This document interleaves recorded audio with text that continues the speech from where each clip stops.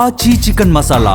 రాజ్యసభ అభ్యర్థులు వీరే నా వివరాలకు వెళ్ళినట్లయితే ఏదైతే రాజ్యసభలో 4 స్థానాలు ఖాళీ అయ్యాయి, ఈ 4 స్థానాలని భర్తీ చేయడం కోసం కూటమికి సంబంధించిన పార్టీలు తర్జన భర్జన పడుతూ ఉన్నాయి. దీనికి సంబంధించి ఆశావాహులు ఉంటారు కదా, వాళ్ళైతే చాలా ఉత్కంఠంగా ఎదురు చూస్తూ ఉన్నారు. నా పేరు వస్తుందా, నీ పేరు వస్తుందా, ఎవరి పేరు వస్తుంది, ఏమవబోతుంది అని చెప్పేసి. సో ఇందులో ఎవరెవరి పేర్లు దాదాపుగా వచ్చే అవకాశాలు ఉన్నాయి. మరి ఏం జరగబోతుంది అనేది తెలియజేస్తాను, మీరు ఎక్కడ స్కిప్ చేయకుండా చూడండి.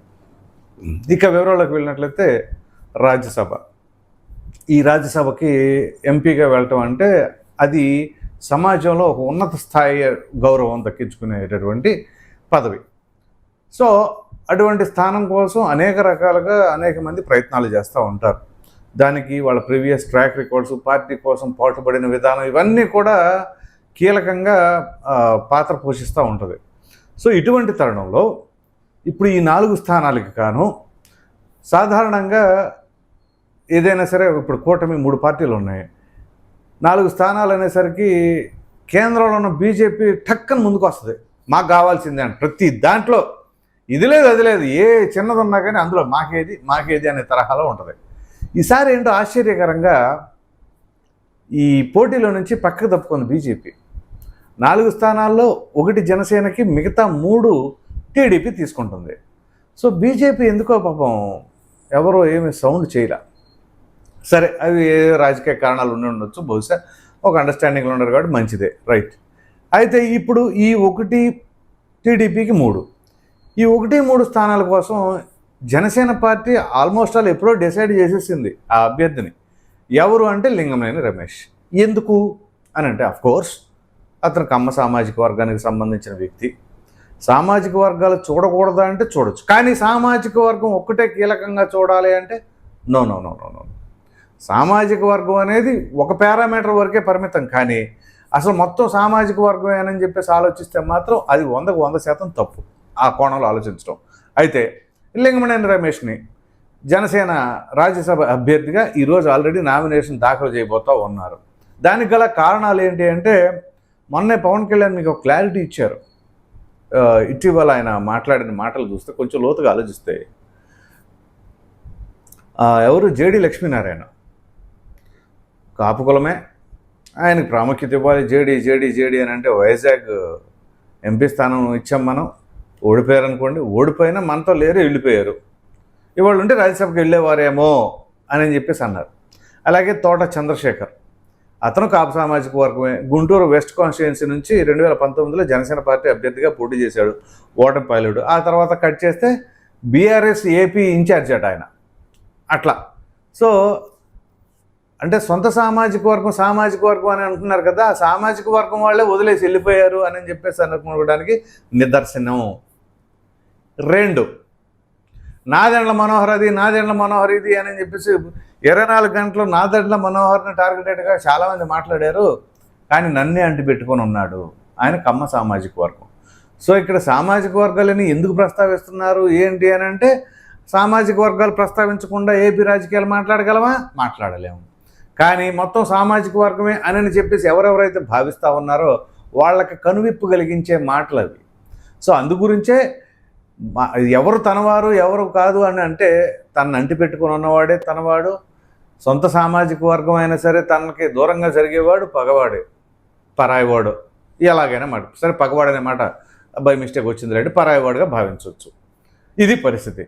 సో ఇక్కడ లింగమనేని రమేష్ అనే వ్యక్తి ఇదే జనసేన పార్టీ కష్టాల్లో ఉన్నప్పుడు కావచ్చు, 2019-24 మధ్య ఆర్థిక మూలాల మీద దెబ్బ కొట్టాలి అని చెప్పేసి అప్పుడు అధికార పార్టీ భావించడం కావచ్చు, ఎలా భీమలా నాయక్ అనే సినిమాని ₹5 మాత్రమే పరిమితం చేసి ఆయనకి మార్కెట్ అంటే పవన్ కళ్యాణ్ సినిమాలు అనగానే ప్రభుత్వం టార్గెట్ చేసింది కాబట్టి ఏ ప్రొడ్యూసర్ ముందుకు రాకుండా ఉండాలి.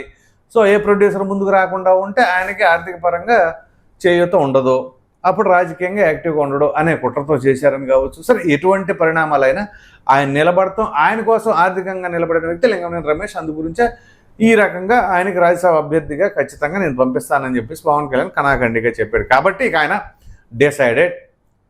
ఇక మిగతా 3 గురించి మనం మాట్లాడుకోవాలి. ఈ 3 సీట్ల కోసం చాలామంది పోటీలో ఉన్నారు. ఇందులో ప్రముఖంగా వినబడుతున్న వ్యక్తి పేరు ఏంటి అంటే భాష్యం రామకృష్ణ. ఈయన భాష్యం స్కూల్స్ అధినేత. ఈయన మొన్న 2024 ఎన్నికల్లో కూడా లోక్సభ అభ్యర్థిగా ప్రయత్నాలు జరిగినాయి. కానీ కొన్ని అనుకోని పరిణామాల నేపథ్యంలో ఆయన తప్పుకోవాల్సి వచ్చింది. సో అయినా సరే ఆశావాహులుగా ఉన్నారు. పార్టీ పట్ల కొంచెం ఇదిగానే ఉంటున్నారు కాబట్టి యాక్టివ్గానే. సో ఈసారి భాష్యం రామకృష్ణకి ఈ రాజ్యసభ స్థానం ఇవ్వాలి అని చెప్పేసి పార్టీ కూడా కొంచెం గట్టిగానే ఆలోచించింది. ఈ నేపథ్యంలోనూ పార్టీ అంతా కూడా ఓకే ఈయనకైతే ఎస్ నో ప్రాబ్లం అనే తరహాలో మొత్తం పార్టీ అంతా కూడా మద్దతు తెలిపేలాగా ఆలోచనలో ఉంది. కాబట్టి భాష్యం రామకృష్ణ అనే వ్యక్తి రాజ్యసభ అభ్యర్థిగా వెళ్ళబోతున్నారు. తెలుగుదేశం పార్టీ తరఫున ఒక అభ్యర్థిగానని చెప్పేసి అయితే డిసైడింగ్గా అనుకోవచ్చు. అయితే ఇక్కడ ప్రముఖమైన పరిస్థితులు రెండు ఉన్నాయి. ఒకటి సామాజిక వర్గం.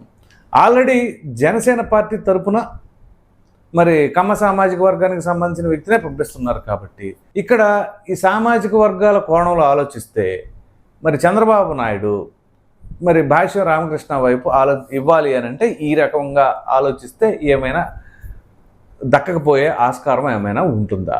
మోస్ట్ ప్రాబబ్లీ రావచ్చు.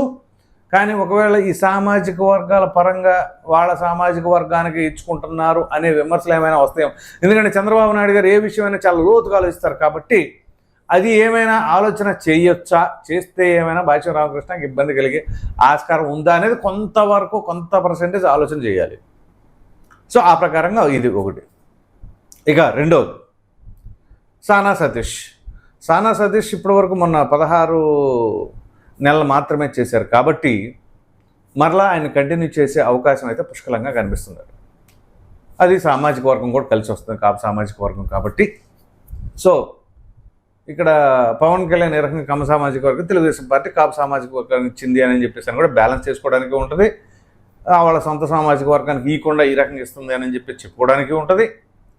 సో సానా సతీష్ కూడా పార్టీకి కొంత బలంగానే నిలబడి ఉన్నారు. కాబట్టి ఇలా అన్ని రకాలుగా సానా సతీష్కి మరలా కంటిన్యూ చేసే స్కోప్ ఉండొచ్చు అని చెప్పేసి అయితే అభిప్రాయపడుతూ ఉన్నారు. ఇక మూడవది, ఈ మూడవది ఏంటి అంటే ఇది చాలా చాలా కీలకమైనది. ఇప్పుడు ఏంటి అంటే ఒక బీసీకి ఇవ్వాలా, ఒక ఎస్సీకి ఇవ్వాలా. సో మామూలుగానే టీడీపీ అనగానే బీసీలు వెన్నుముక, దాంట్లో ఎటువంటి సందేహం లేదు. బీసీ సామాజిక వర్గాలన్నీ కూడా ఎక్కువగా మోస్ట్ ఆఫ్ ద పర్సెంటేజ్ టీడీపీకే వెన్నుదన్నుగా నిలుస్తూ ఉంది. అయితే ఇక్కడ బీసీ సామాజిక వర్గానికి సంబంధించి ఎవరికి ఇస్తే బాగుండు అని అంటే ఇందులో అవుట్ అండ్ రైట్గా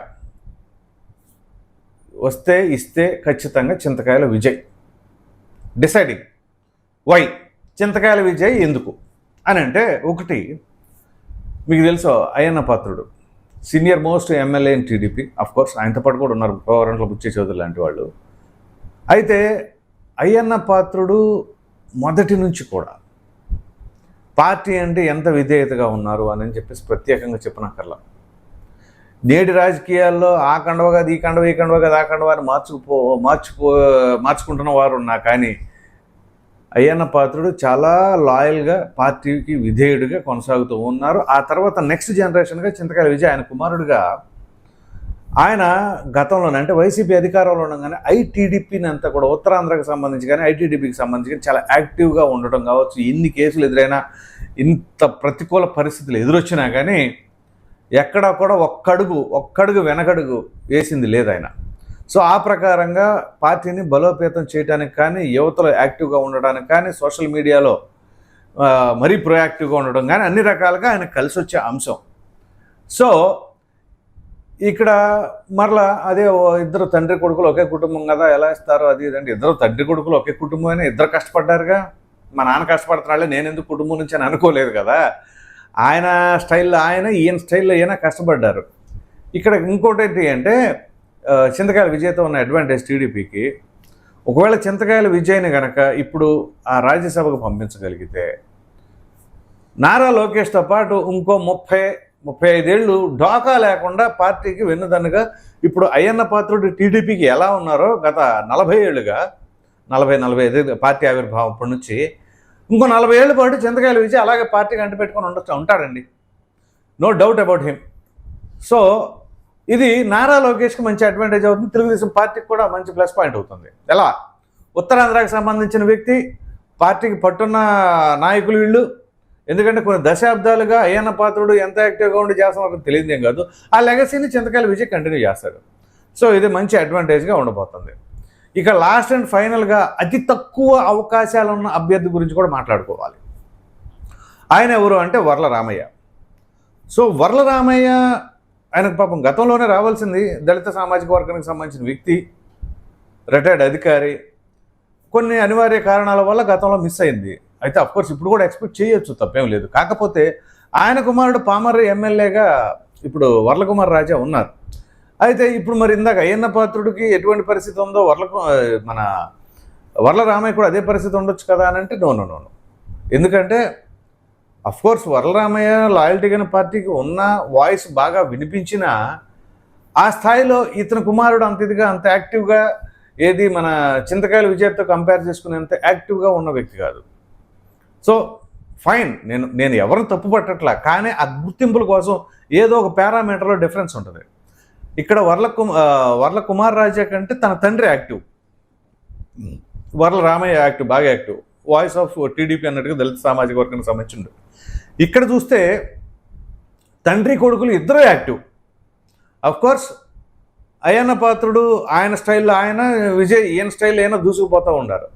సో ఆ ప్రకారంగా ఇక్కడ మోస్ట్ ప్రాబబ్లీ తక్కువ పర్సెంటేజ్ ఛాన్స్ ఎవరికైనా ఉంది అంటే, ఇక ఏమైనా అయితే క్యాస్ట్ అడ్వాంటేజ్ అవ్వాలి, ఇక తక్కువ పర్సెంటేజ్ అయితే వర్ల రామయ్యకి ఉంది అని చెప్పేసి అయితే చాలామంది అభిప్రాయపడతారు. సో ఓవరాల్గా చెప్పుకోవాల్సి వస్తే 3 ఈ రాజ్యసభ స్థానాల కోసం, అంటే ఒకటి ఆల్రెడీ తీసేస్తే జనసేనకి, అది లింగంనేని రమేష్ది. ఈ మిగతా 3 కోసం అయితే భాష్యం రామకృష్ణ, సానా సతీష్, చింతకాయల విజయ్, ఈయన వర్ల రామయ్య. సో ఆ ప్రకారంగా ప్రయత్నాలు దీనిపైన ముమ్మరంగా టీడీపీ కసరత్తు చేస్తూ ఉంది. అందు గురించి ఈరోజు ప్రజా దర్బార్ కూడా చంద్రబాబు నాయుడు గారు రాకుండా ఆయన క్యాంప్ ఆఫీస్లోనే మళ్ళా మంత్రాలు చేస్తూ ఉన్నారు. సో ఇవాళ ఈవినింగ్ అయితే మాత్రం దీనికి తెరపడే అవకాశాలు ఉన్నాయి. మరి మీరేమనుకుంటున్నారు, ఎవరికి వస్తే బాగుంటుంది? ఇవి కాకుండా ఇంకా కొత్త పేర్లు ఏమైనా కావాలనుకుంటున్నారా అనే అభిప్రాయాన్ని అయితే కామెంట్లో తప్పకుండా తెలియజేయండి. Thank you.